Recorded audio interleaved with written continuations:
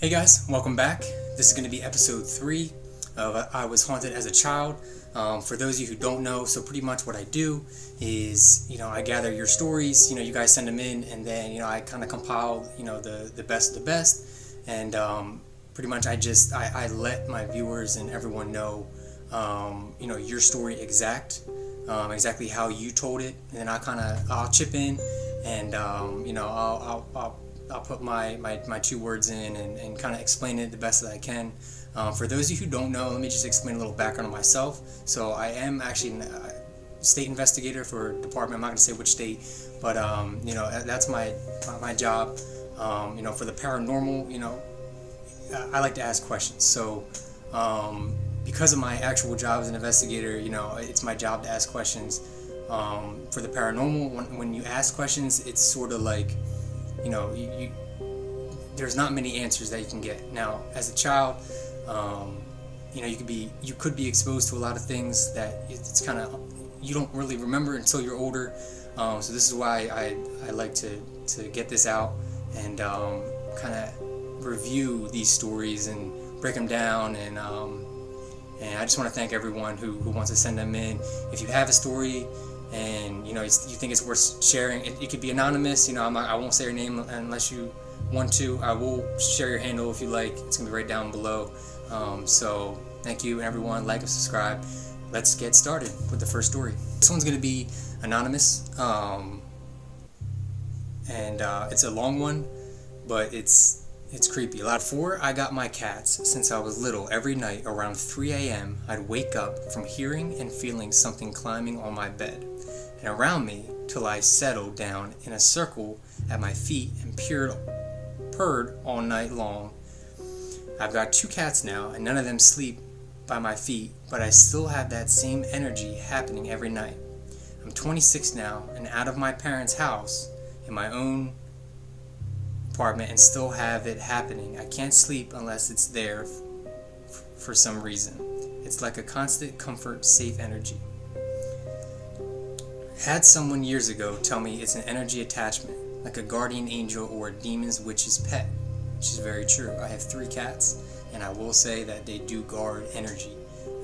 Animals, like I explained in my last video, they have the ability historically to take energy and bad energy and physically help that. And it continues, I say energy because there is nothing there but air, but I can hear it purring and walking around on soft paws. I've seen it once under my bed before I moved out. I reached under my bed, a shoe, and felt freaked me out, thought that it was one of my cats. So I looked under the back, I saw red eyes and a cat silhouette in the shadows. That's creepy. That's extremely creepy. Thought it was my black tabby, so I reached for her, and it literally growled at me. I got up, turned around, and my black tabby cat was looking under my bed. That is a terrifying story. And let me kind of break that down for you. So, again, like I said in my last video, cats have energy, they feel energy. If they feel a presence in a room, they're, from my belief, I know they're there to protect you, or they try to protect you. They have more of a physical reality of, I guess, spirituality. If that's the best way I can explain it. So, they know stuff that we don't. This is the best way to break it down. So, that was a creepy story. The red eyes is very, that to me, that's more of a demon, more than anything. So, these stories are absolutely terrifying, some of these. So, thank you for sharing, and let's just move right on to the next one. This is a pretty intense one. So, just forewarning for everyone. This person didn't mind sharing the name, so I will say that this person, we're gonna name this. This is gonna be called Jordan's story. It goes, it all started to happen, and I was just 8 years old. started having many of these sleep paralysis dreams of a man, all black, no face or anything, nothing but an outline. Then it stopped. When I moved out, my aunt and uncles then started all over, but this time would be completely asleep. It felt like this 6.3 foot, 6.5 foot shadow figure tossing me, punching me, and he screams right in my face. He sees an outline. That's when I wake up, scream real loud, immediately run and turn off the lights and watch TV until sunrise. Then it happened real bad when I moved to the way back room, which was a big room. Had 2 windows. It was creepy. Night terrors were at its height. It was real bad, and all of a sudden it disappeared. Thank God, because it was very scary and traumatizing, and I did feel like I was sore after sometimes. Glad it was all over. And he mentioned this is Jordan's story. So this is for me. This was definitely, I would say, to me it sounded like a little bit of a possession, or it could, or a pretty dark entity or demon, something that is dark, that is in your,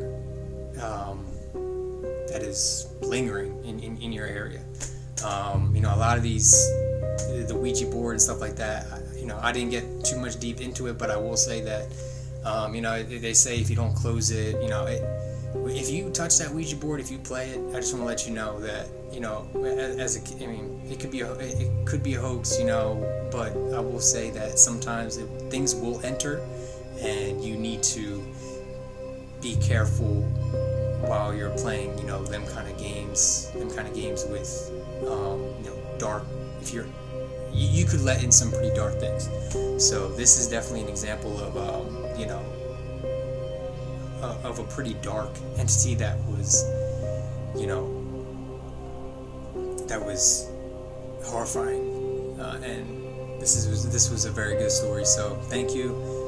This is Jordan's story. I will leave the handle at the bottom of the link. Okay, so this next story, it's not going to be anonymous.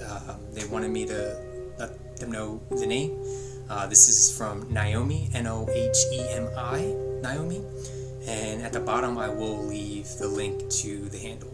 I will name this the Native American land because this story is based on Native American land, and I will kind of get into that, the history of, I used to work actually on, a Native American burial grounds, and it's still very active. There's still a lot of active, I don't even want to say entities or possessions or whatever it is. It's very active because of the spiritual realm of Native Americans, I will say. So it all starts like this. Giving you context of my childhood house is built on Native American land. Our neighbors back in 2001, when we moved, told us if we knew what happened in that house, and we have tried getting the story, but we always hit dead ends. Anyway, my son and I lived in one of the rooms in the second floor one night. Around the witching hours, my 3-year-old son, still asleep, stands up, horrified, talking about some creepy old man standing inside our closet looking at us. Creepy. My body turned cold, and I felt the air turn stale. I tried making him lay back down, but he wouldn't. I tried to get the courage to turn on, which took me a solid 5 minutes to get the balls to move. I opened the door to my closet. That's when my son all of a sudden is saying, "It's literally in front of you, Mommy." I got chills down my whole body, which I have chills right now even telling you this story. This was a very intense story. He would always wake up saying the same thing until we moved out. Since us moving out, he has been able to sleep through the night. Naomi, this was a very scary story. I will say that. There's many stories that you guys send me. This was definitely one that, it had my hair, turn on my arm. So, with this, I will definitely say that this could have definitely been a demon. This could have been a demon in the house that was lingering. This could have been something that, a dark energy, that sort of just, if your body turns cold and you have cold spots in your house, that's a telltale sign. When you're younger, like I mentioned in a lot of my posts, when you're younger and you feel them cold spots, 9 times out of 10, that's I would say it's a ghost. It's something that's not human. So I will say that. This was an incredible story. Thank you so much for sharing, Naomi. And I'm gonna put the handle at the bottom. Like and follow her, her handle, her account. And I love this. Let's keep going. This one is very, very creepy. I will say this, and I keep saying it to the other ones. The stories keep getting creepier. So. This person didn't mind. They didn't have to be anonymous. So I will say. So, name is Jess. This is a story about her son, and her son's name is Max. This is kind of like a part 1, part 2 story. So, let's get started. My mother-in-law passed in her house before he was born. Speaking about her son. When he was 3 or so, he'd run around upstairs where she passed and open and close all the doors.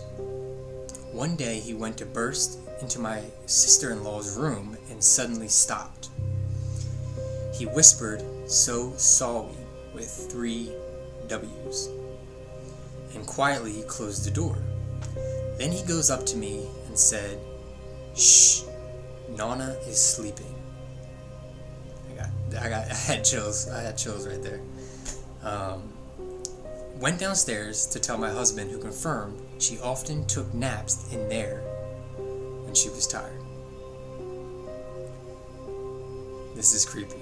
See, that's the kind of part 1 story that I will break down and just say that when you're a child, you see things, and this is a pure example of seeing things and being on a different frequency when you're younger. A lot of people have these experiences. This is an exact experience that I'm talking about for when you're a child, or when you're a kid, when you're around that age, when your frequencies are different.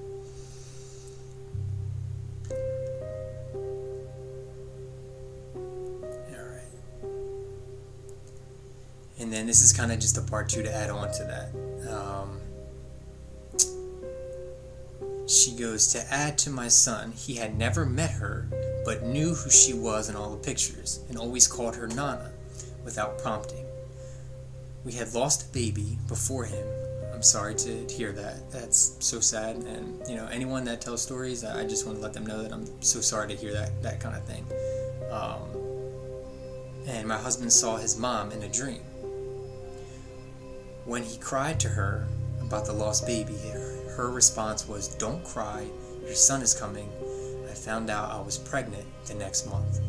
Now that just gave me real chills. So that is such an unbelievable story. I want to thank you for sharing that. Again, I'm so sorry that happened to you.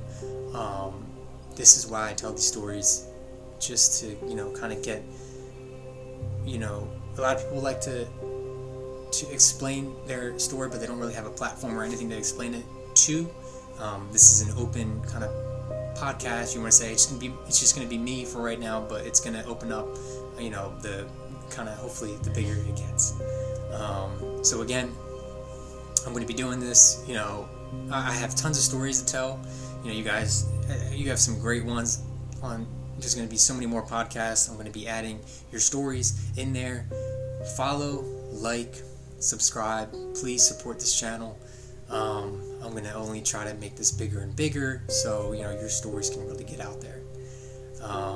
Again, please, if you like, subscribe, and the more likes, the more this gets pushed out. So again, thank you guys for your stories. If you have a good one, if you have a good story and you're listening right now, message me, email me. My TikTok is bruno.the.monkey. and you can follow me. And it's I have a lot of followers, so feel free to DM me, let me know your story, message me on here, message me, just let me know that you have something that you want to share. Okay, so again, thank you. Hope you have a great rest of your day. Stay safe, and